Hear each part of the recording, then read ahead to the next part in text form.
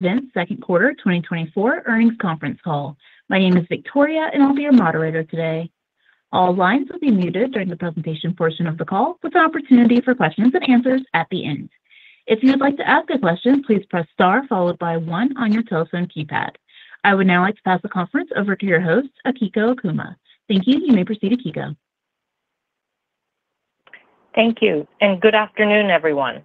Welcome to Vince Holding Corp. Second Quarter Fiscal 2024 Results Conference Call. Hosting the call today is Dave Stefko, Interim Chief Executive Officer, and John Szczepanski, Chief Financial Officer. Before we begin, let me remind you that certain statements made on this call may constitute forward-looking statements, which are subject to risks and uncertainties that could cause actual results to differ from those that the company expects. Those risks and uncertainties are described in today's press release and in the company's SEC filings, which are available on the company's website. Investors should not assume that statements made during the call will remain operative at a later time, and the company undertakes no obligation to update any information discussed on the call. In addition, in today's discussion, the company is presenting its financial results in conformity with GAAP and on an adjusted basis. The adjusted results that the company presents today are non-GAAP measures. Discussions of these non-GAAP measures and information on reconciliations of them to their most comparable GAAP measures are included in today's press release and related schedules, which are available in the Investors section of the company's website at investors.vince.com. Now I'll turn the call over to Dave. Thank you, Akiko, and thank you, everyone, for joining us this afternoon. I will begin with a review of highlights from our second quarter performance before turning the call over to John to discuss our financial results and outlook in more detail. Overall, we are pleased with our second quarter results.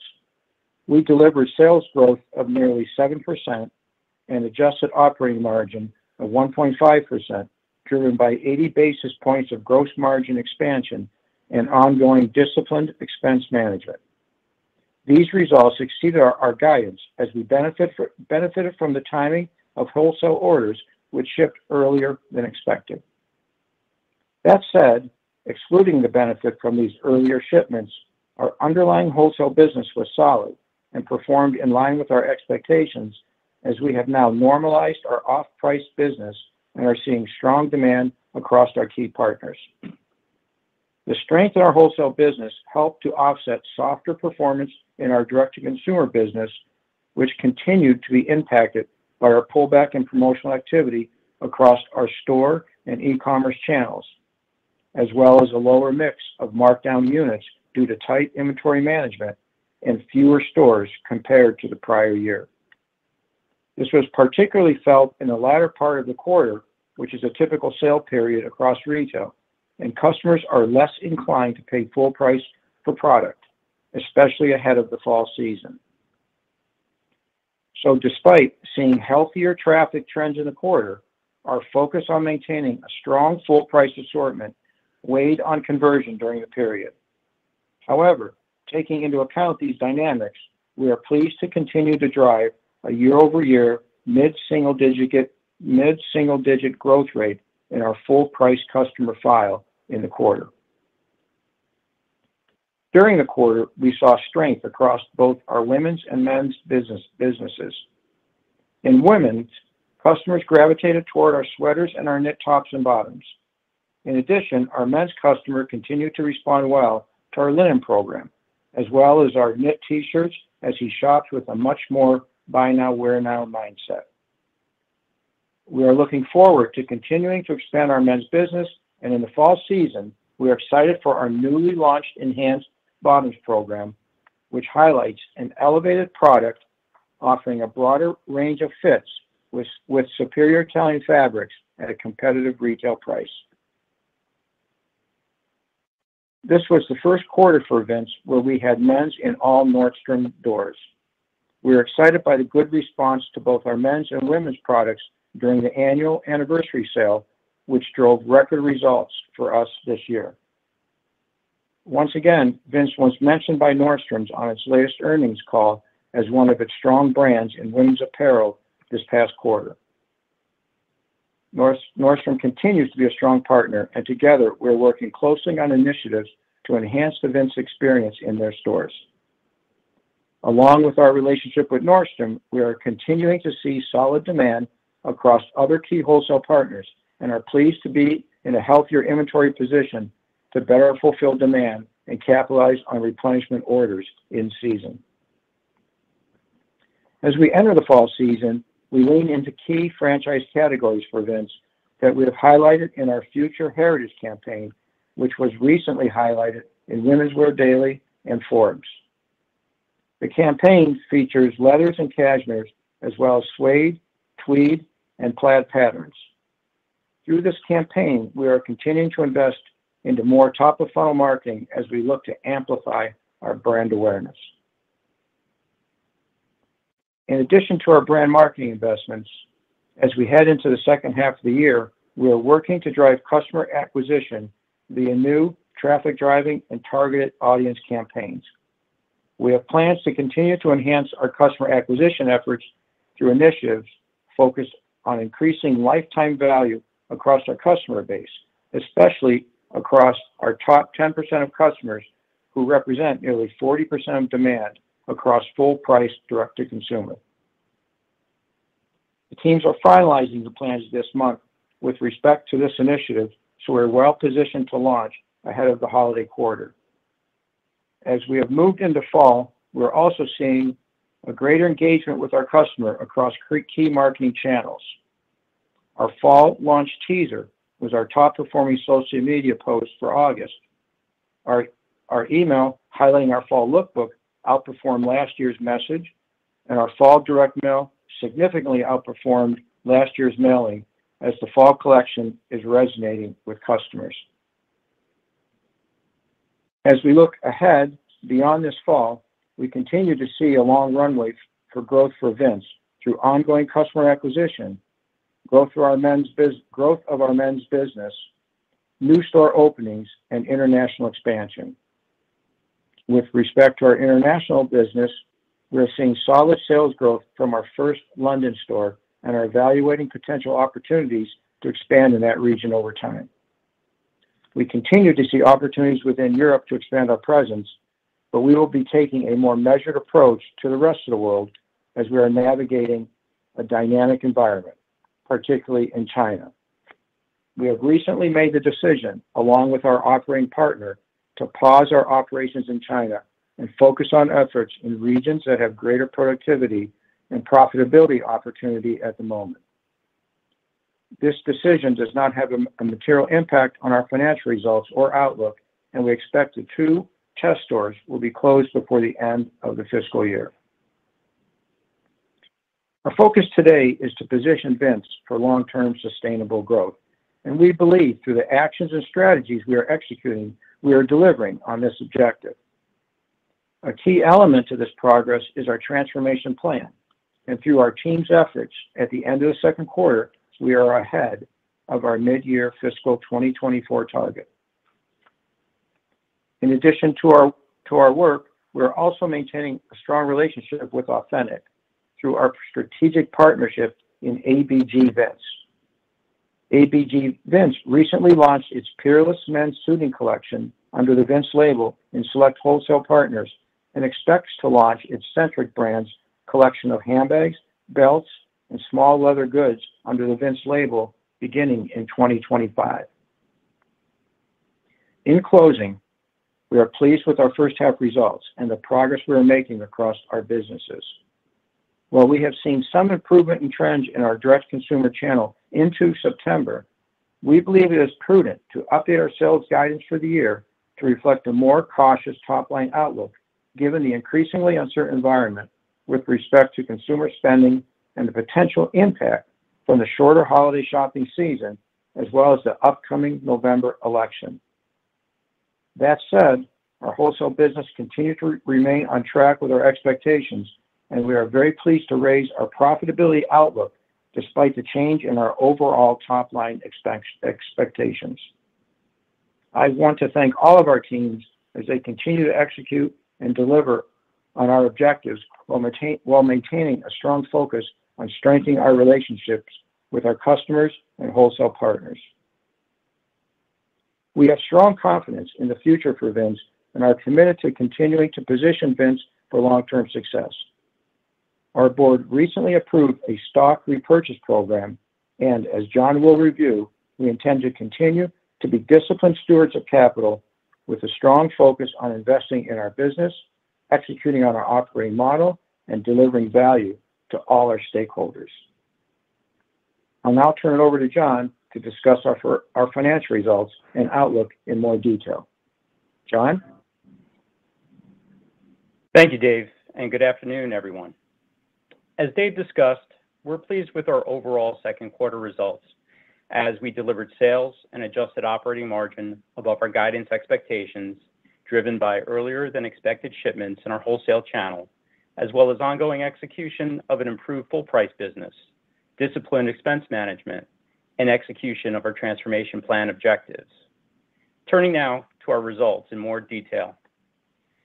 Total company net sales for the second quarter increased 6.8% to $74.2 million compared to $69.4 million in the second quarter of fiscal 2023, which included an immaterial amount of sales from the Rebecca Taylor and Parker segment, which has been wound down. The year-over-year increase in total company net sales was driven by a 29.6% increase in our wholesale segment as we capitalized on our inventory availability to meet demand, resulting in earlier than expected shipments at the end of the quarter. Excluding the benefit from these earlier shipments, our total sales results would have been more in line with the lower end of our guidance expectations, as our underlying wholesale channel performed in line with our expectations, as Dave reviewed. This performance was partially offset by an 18.1% decline in our direct-to-consumer segment, which was impacted by the closure of two full-price stores and 3 outlet stores, as well as the temporary closure of one of our full-price stores due to renovations. Store closures negatively impacted direct-to-consumer sales by 440 basis points in the period, and the remainder of the year-over-year decline was primarily attributed to lower markdown sales, given our ongoing efforts to pull back on promotions, despite being a typical sale period for the industry, particularly in the later part of the quarter. Excluding the impact from store closures, we continued to see stores outperform e-commerce and attribute some of this to a greater impact from the pullback on promotions on the online business compared to stores. As Dave noted, we're pleased with the full price business we are driving. Gross profit in the second quarter was $35.1 million, or 47.4% of net sales. This compares to $32.3 million, or 46.6% of net sales in the second quarter of last year. The increase in gross margin rate was driven by approximately 510 basis points related to lower promotional activity, lower discounting, higher pricing, and lower freight costs, driven in part by actions related to our transformation plan. These factors were partially offset by 220 basis points unfavorable impact from channel mix and royalty expenses of 180 basis points associated with the licensing agreement with Authentic Brands Group.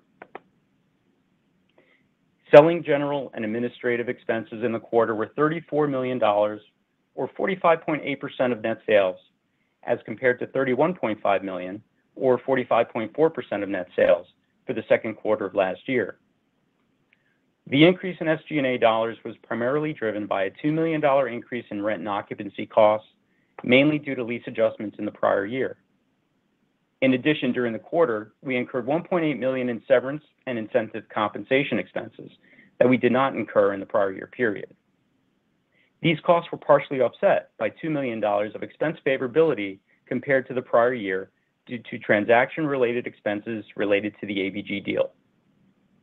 Given the complex year-over-year dynamics with the timing of the ABG transaction, the wind down of the Rebecca Taylor business, the severance expenses incurred this year, and the reestablishment of our incentive compensation program, it is worth noting that excluding these impacts, we leveraged our core operating cost structure in Q2 due to our ongoing disciplined expense management. Operating income for the second quarter was $1.1 million compared to an operating income of $32.9 million in the same period last year. Following the completion of the sale of 75% of the Vince brand IP to Authentic Brands Group in the second quarter of fiscal 2023, the company realized a gain of $32 million and incurred transaction-related expenses of $2 million. Excluding these one-time items, adjusted operating income was $2.8 million. Adjusted operating margin declined approximately 260 basis points compared to the prior year, driven primarily by the favorability from lease adjustments in the prior year period of about 280 basis points, as well as a 240 basis point impact from severance expenses related to actions taken to streamline our leadership structure and increases in reestablishing our incentive compensation program. In addition, our adjusted operating margin benefited from gross margin expansion despite incurring 170 basis points related to royalty expenses. This performance exceeded our expectations as we diligently managed expenses during the period. Net interest expense for the second quarter decreased to $1.7 million compared to $4.1 million the prior year. The decrease was primarily driven by expenses related to refinancing transactions in the prior year, as well as the year-over-year reduction in debt. Income tax benefit for the second quarter was $0.8 million due to the reversal of the $0.8 million of ordinary tax expense recorded during the first quarter of fiscal 2024, as the company has year-to-date ordinary pre-tax losses for the interim period and is anticipating annual ordinary pre-tax income for the year. The company has determined that it is more likely than not that the tax benefit of the year-to-date loss will not be realized in the current or future years, and as such, the company should not recognize tax provisions for the interim periods until the company has year-to-date ordinary pre-tax income. The tax benefit in the second quarter of fiscal 2024 compares to an income tax benefit of $0.6 million in the same period last year. Net income for the second quarter was $0.6 million, or earnings per share of 5 cents, compared to net income of $29.5 million, or earnings per share of $2.36 in the second quarter last year. The prior year period includes one-time items related to the Vince IP sale gain and transaction expenses. Excluding these items, adjusted net loss in the second quarter of fiscal 2023 was $0.5 million, or a loss per share of 4 cents. Moving to the balance sheet. Net inventory was $66.3 million at the end of the second quarter, as compared to $85 million at the end of the second quarter last year. As we're continuing to take a disciplined approach to investing back into inventory to help support the growth we are seeing in our wholesale channel, we now expect inventory for fiscal 2024 to be up low single digits to fiscal 2023, as we expect increased demand for our products for the spring 2025 selling season, based on the success we have seen to date with our wholesale partners. With a healthier balance sheet in place, we are committed to continuing to execute our operating model while investing in our growth and delivering value to shareholders. The board has authorized a stock repurchase program for up to $1 million of common stock that is expected to be funded through existing cash and future free cash flow. The timing, manner, price, and amount of any repurchases are dependent on many factors and will be made in the best interest of the company as detailed in our release. Turning now to our outlook for the balance of the year. As a reminder, starting with the third quarter of fiscal 2024, we will have anniversary periods of non-comparable royalty expenses and non-comparable expense favorability due to the wind down of Rebecca Taylor, and therefore Q3 will be our first full quarter in which we are comparing a more like-for-like business model. In addition, we're in a much healthier position from a liquidity perspective this year, and we're able to invest into inventory in a much more balanced approach for the fall season this year. For Q3 fiscal 2024, we expect total net sales to be flat to down low single digits relative to the prior year. This expectation takes into account the earlier than expected timing of wholesale shipments, which benefited Q2, as well as the expected ongoing impact of more disciplined promotional activity in our DTC channel. As we have said, while these actions have near-term impacts on top line, we believe they better support the long-term health of our business. With respect to the operating margin, we expect Q3 fiscal 2024 operating margin to increase approximately 350 to 450 basis points compared to last year's adjusted operating margin of 3.7%. We expect improved full price penetration, disciplined promotions, and the impact of our transformation initiatives to be the primary drivers of the operating margin increase, somewhat offset by SG&A deleverage from incentive compensation. With respect to our full year fiscal 2024 outlook, which as a reminder is a 52-week fiscal year, we now expect total net sales to decline in the low single-digit range compared to the 53-week fiscal 2023. While our guidance for our wholesale channel has not changed, we have revised the embedded expectation for our DTC channel. While we have seen an improvement in trends heading into September, we believe it prudent, given the increased uncertainty around the consumer environment heading into the second half, to take a more conservative approach to our outlook, as Dave reviewed. Despite the revision in our sales outlook, we now expect adjusted operating margin to increase 25 to 50 basis points compared to fiscal 2023 adjusted operating margin. We expect the impact of royalty fees through May 2024, which were not incurred in the comparable fiscal 2023 period, to impact operating margin performance by approximately 140 basis points, and expect to offset this headwind through ongoing gross margin expansion and disciplined expense management, driven in part by our transformation efforts. As Dave reviewed, we're pleased with the progress we're making with our transformation plan and are seeing better than expected results at the midpoint of the year, especially in the gross margin expansion we delivered to date. As a reminder, about half of our total savings from the transformation plan are expected to come from product cost efficiencies with no compromises to quality, with the balance driven by targeted initiatives to improve pricing, improve the cadence and discipline of promotions, and reduce operating expenses. As we look beyond this year, we continue to believe in the opportunity we see in front of us and are confident in our plans to deliver long-term profitable growth. This concludes our remarks, and I will now turn it over to the operator to open the call for questions. Of course.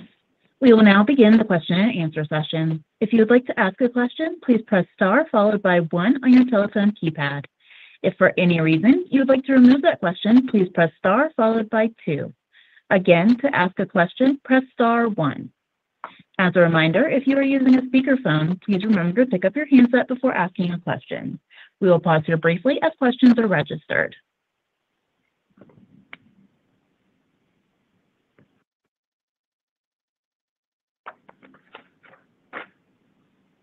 Our first question comes from the line of Eric Beder with SCC Research. Your line is now open. Good afternoon. Congratulations on the progress. Thanks, Eric. Thank you. Let's talk a little bit about something embedded, some of the pieces embedded in your guidance. So on the wholesale, you had basically things you believe were going to ship into Q3, shipped into Q2. What are you thinking in terms of potential reorders or other pieces here that can kind of help with the wholesale business? And are you, with the inventories you have, able to fulfill increased demand from wholesale if it does come through, and the product that was shipped in Q2 leads them to want to be more aggressive potentially in getting shipments in earlier this year? Eric, good question. So first, we think it's always an advantage to have product on the floor.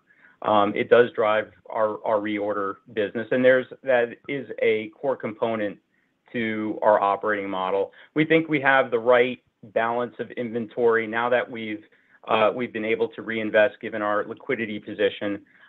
We think we have the right balance of inventory for not just our wholesale channel, but also our DTC channel to be effective in the second half of the year. Okay. And what should we be thinking about in terms, I know you mentioned you're closing the stores in Asia with your partner, and there's the potential down the road to increase London or Europe in general. What should we be thinking about in terms of the domestic business? As you mentioned, You were net 5 stores down in Q2. What should we be thinking about the opportunities here? And I guess if there are opportunities, what you would think in terms of when you might be potentially able to expand the own store network here in the U.S. Yeah, Eric, we are looking at opportunities in the U.S. As we speak. There is, as we have pretty much a fair amount of white space in the U.S. We're heavily concentrated in cities like New York, Los Angeles, Miami, but not very concentrated in cities like Chicago and Denver and Houston and Dallas and markets, great growth markets like Nashville, where we don't have any stores at all. So we are actively looking at opportunities, and as we find opportunities that fit our model and ROI, we'll be making future investments. Okay, and last question. You've mentioned, and I've seen it at the stores, the expansion of men's with the pants business, and one of the things we've seen is that the amount of colors have continued to increase, and I'm assuming that's part of the ability to respond to inventory. I know you've talked previously about the goal of getting to about 30% of men's in, I believe it's 3 years. Is that goal still there? And kind of what we'll be seeing kind of in the back half here in terms of men's expansion? Thank you. Thanks, Eric. So yes, we have seen expansion in our men's business, where we sit, today, through the first 6 months versus the prior year. The men's pant program obviously is a new opportunity for us. Thank you for recognizing, the breadth of the product, that we've put out. We've just had our first quarter with Nordstrom's being in all men's stores. We do speak with other wholesale partners about growth opportunities, and we are making further investments as we see the results of the men's bottoms program and what opportunities that may lead to next. So yes, we do feel we're on track for that 3-year goal of 30%. Great. Congratulations, and again, good luck in the holiday period. Yeah, thank you, Eric. Thank you for your question. Our next question comes from the line of Michael Kudinsky with Noble Capital Markets. Your line is now open. Thank you very much for taking my questions, and good quarter. Couple of things. Can you quantify the amount of sales that were pushed into the Q2? Was that over $5 million? Hi, Mike. So yeah, we definitely saw the benefit from having inventory available early in the quarter, earlier than expected in Q2 versus Q3. We did essentially the beat that we had to our guide represented the majority of that acceleration. So that's what sort of drove our cadence in terms of Q2 and what we expected in Q2 versus Q3. Okay. And then you mentioned about, I'm sorry.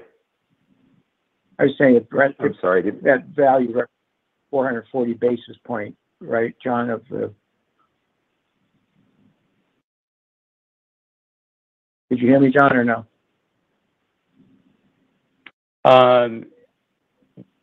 That was not 440 basis points, no. Okay.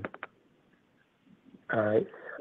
And then in terms of the expansion of the men's line, I just kind of want to clarify,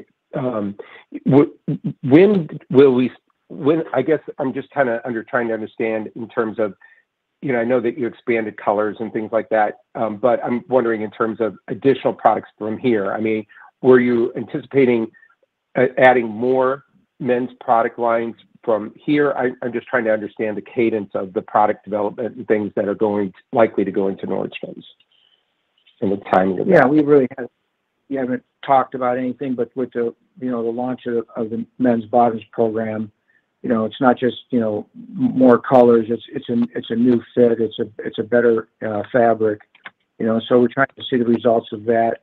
Michael, we also are looking at, with our new licensed partner, in the men's suiting area is, ways that we could, take advantage of that as we look forward. So, yes, there are other categories that we are looking at, but nothing other than potentially something with our licensed partner that we may launch, in the near term. Gotcha. And then in terms of the consumer, the many companies have identified a bifurcated consumer with the higher income consumers continuing to spend and lower incomes kind of struggling a little bit. And I know that you had previous promotions that may have skewed your customer base down to the lower income or lower income category. And I'm just wondering, in terms of going, upstream and positioning, is there a chance that you would have to increase not promotional spend, but more marketing spend in terms of, kind of attracting that higher income to consumer? And I was just wondering if maybe you could just give us your thoughts in terms of the current market environment and like where your products are placed and how you see that market developing. Yeah. Okay.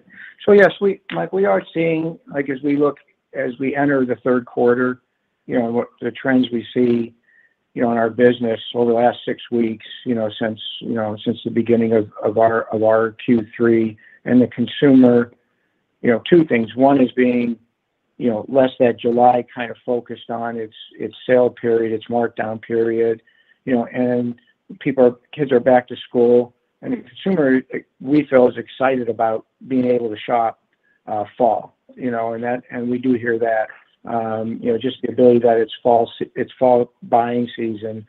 We certainly are seeing our product resonate, with the consumer, and we continue to drive what we see as the full priced customer file.